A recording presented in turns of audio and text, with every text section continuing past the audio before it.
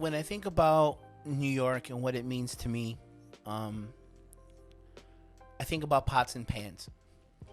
There are two experiences in my life that I consider myself blessed to have been a part of that revolve around pots and pans.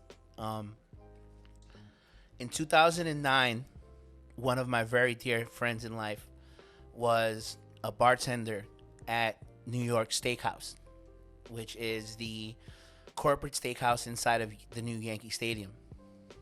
In 2009, the Yankees would go on to win the World Series. Anyway, dude, like, we get to Game 6 of the World Series, right? The Yankees are coming home. You can feel it. Like, we almost won Game 5 in Philly. I had told a bunch of friends, bro, we go home for Game 6, we're going to win it. And even if we don't win Game 6, Game 7 is ours. This is our fucking year, right?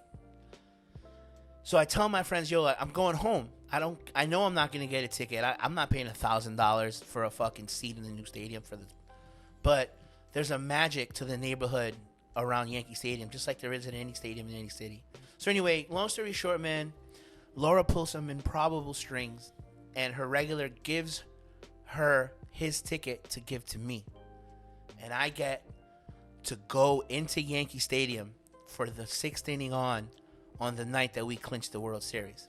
And what I remember most about that night is when we finally got out into the streets in the Bronx. There were families hanging out of their windows, banging pots and spoons, screaming, celebrating, being together, being a community.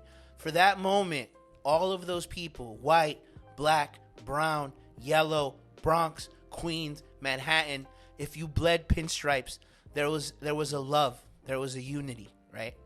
And New York City, in its best moments, powers through because of situations like those, right? Yeah.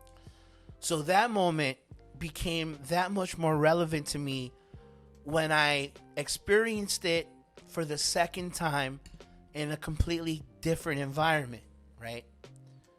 When George Floyd died, my life changed. I felt compelled to do something, you know? I called friends, brothers in life. Yo, I can't sit here and do nothing. Right. I have to do something. Yeah. When we started to march, especially more towards the beginning, when there were thousands of people in the street, we started to walk through neighborhoods in Manhattan, and there were families hanging out of their windows. Brown, black, yellow, white, kids, grandparents, cheering on protesters, banging on pots and pans, right?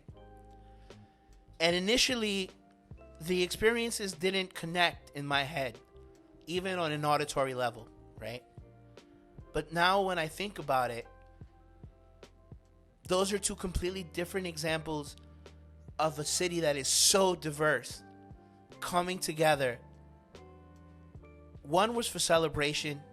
Another, obviously, was for protest and for pain, right? But the thing about this city and why it's so important in my life is because as a lifelong New Yorker, I've experienced things like that